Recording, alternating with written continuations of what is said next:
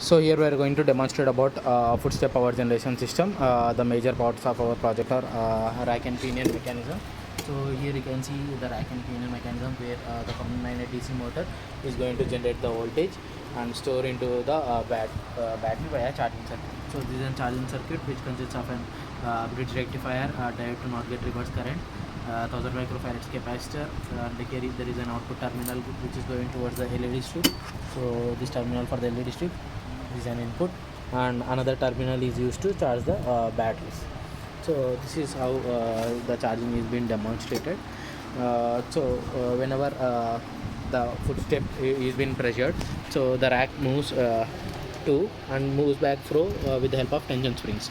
So if you remove this footstep, so there you can see there are tension springs inside the frame. So when you mount it again, so it is easy to remove and place. So whenever you press on the foot, it moves, the electricity will be generated. Okay, so another second step. So in this manner the footstep power generation is being demonstrated by using rack and pinion mechanism. Thank you.